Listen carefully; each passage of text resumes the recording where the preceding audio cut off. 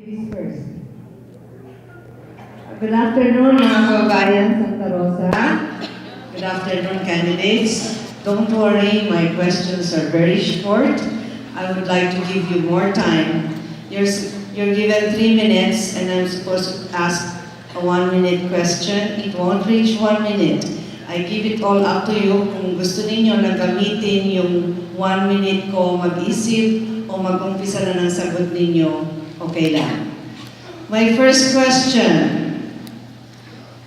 Habang mabilis na patungo ang Santa Rosa sa modernisasyon, nanganganib na malimutan ang kanyang kasaysayan o history at kultura tulad ng kanyang mga katutubong kakanin. Ano ang iyong posisyon sa issue ng pagpapanatili ng kultura ng ating lungsod? At kung ikaw ay naniniwala na ito ay mahalaga, anong mga hakbang ang iyong gagawin upang masiguro na ang ating kasaysayan, ang ating tradisyon, ang ating kultura ay hindi mapapawi ng kaunlaran o ng progress? Number 1. Mahirap yun ah. Ang una-una po natin gagawin ay para ma-preserve po natin ang culture and heritage ng City of Santa Rosa ay tingnan po natin ang budget na nilalagay po sa syudad ng Santa Rosa, larangan po ng kultura at istorya.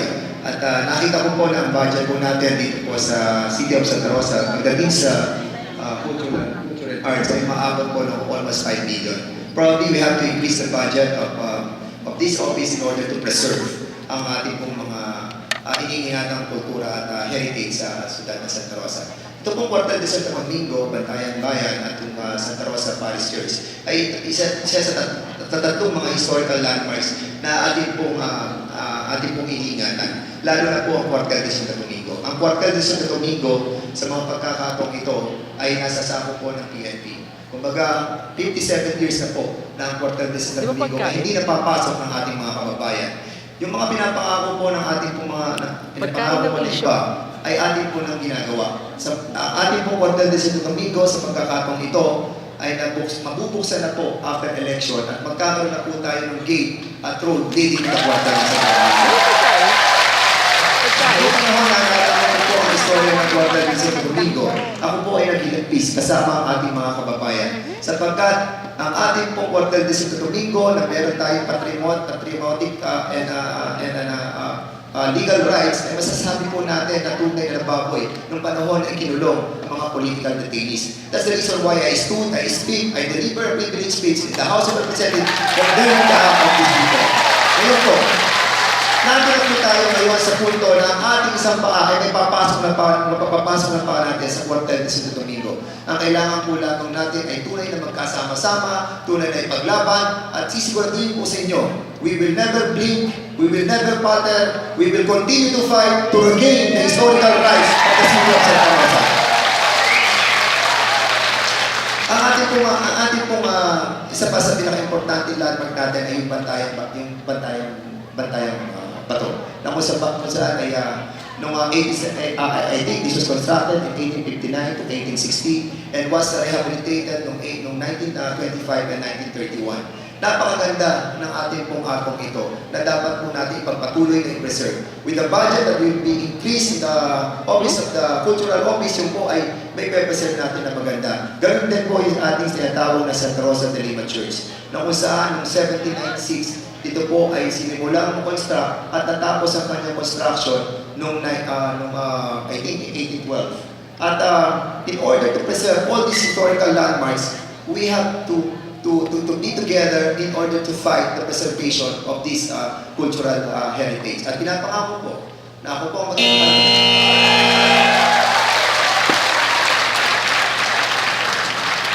Okay. Sana nakakaintindi sa sinasabi. Akala ko pag pagkain yung issue. So, Kala ko yung kakanin ng issue. Yung kakanin. Yung mikropono ng mga panelists, pakilagyan ko ng isang.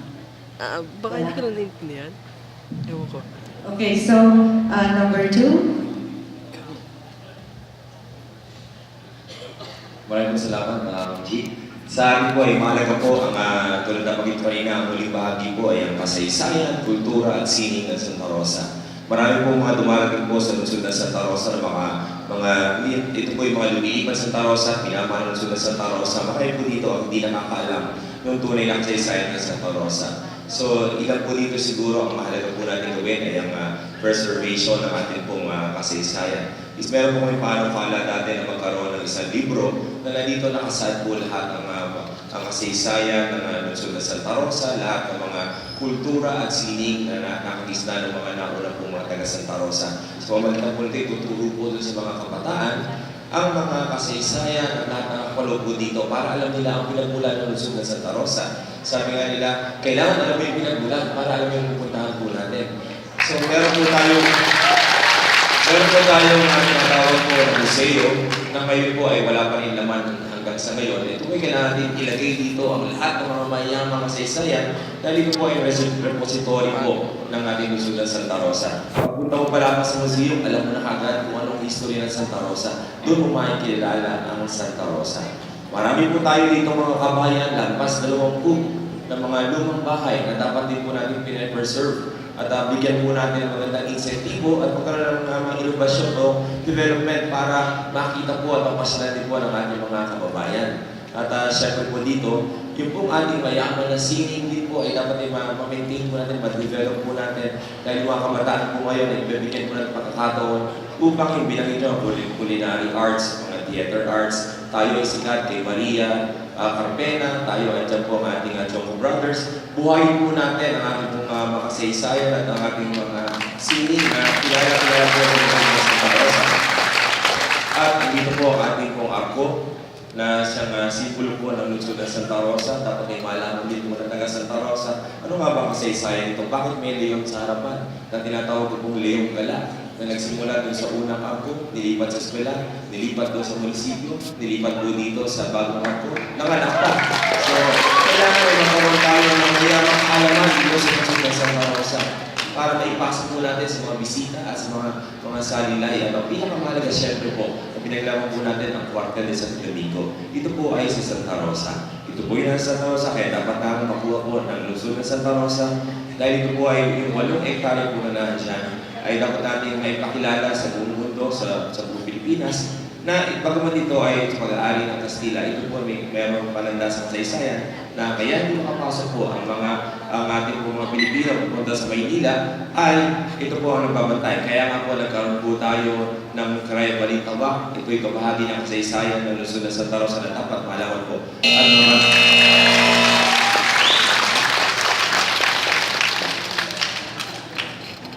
Sige po. Ang isang bayang maunlad po, ito ay binabase din natin, inuumpisahan natin ang tanong natin sa history. Nakikita po natin, pag pumunta ka sa bayan ng Santa Rosa ngayon, wala po tayong maituro. Dalawang bagay po, dalawang lugar ang gusto ko pong ma-improve. Pagpapakilala ng isang bayan ng Santa Rosa, ang isa po ay ang Cuartel de Santa Rosa na matagal po na pong naririnig ang issues. Bakit po hindi nyo magawa ng pamahalaan natin na ipakilala ang Cuartel de Santa Rosa? Samantalang ito po ay alam ko, ito po ay property ng Estado ng Santa Rosa. Pero ngunit hindi nyo magawa ang gusto nyo para sa bayan natin. Bakit po? Ang pag-uusap tungkol sa property, kung kanino po ito, alam ko po, ito po ay property ng ating Estado. Ngunit bakit po itong mga dumating na panahon, ito po ay na-claim bilang isang private property. No po? Pero ito po ay atin sa bayan ng Santa Rosa. Kailangan pong maayos natin to na sa ganon makilala ang bayan ng Santa Rosa sa nagdaang henerasyon po kung gaano katatapang, kung gaano ano po ang puso ng mga taga Santa Rosa, ipinagtanggol po ang bayan ng Santa Rosa. Pangalawang gusto ko pang i-improve dahil sa bayan ng Santa Rosa, pag po meron tayong dumadating ng mga bisita na ating mga kamag-anak na galing sa ibang bansa, hindi po natin kayang ipagmalaki ang ating plaza. Ang plaza po ay simbolo kung ano po ang talon ng bayan ng Santa Rosa. Pero nakita ko po ngayon, dahil ang bayan po ang ating pong plaza, na iba po ang gamit, hindi kayang ipagmalaki sa history ng Santa Rosa at hindi natin kayang ipagmalaki sa mga bisitang dadating dito dahil hindi naging marangal ang ating plaza. At ito po ay alam niyo naman, bawat isa sa taga Santa Rosa, ano ang masasabi niyo sa kalagayan ng ating plaza. Dalawa lang po. Dahil alam ko po, ang bayan ng Santa Rosa ay sinilangan ng magigiting na mamamayan. Alam ko po to dahil sa kwento ng aking mga magulang. Dahil isa po ang aking lolo sa pinilibing ng buhay ng mga hapon. At gusto ko po manatili sa isipan ng ating kababayan ng mga taga-ibang lugar hanggang sa taga-ibang bansa. Ang bayan ng Santa Rosa ay bayan ng magigiting. Yun lang po. Maraming salamat.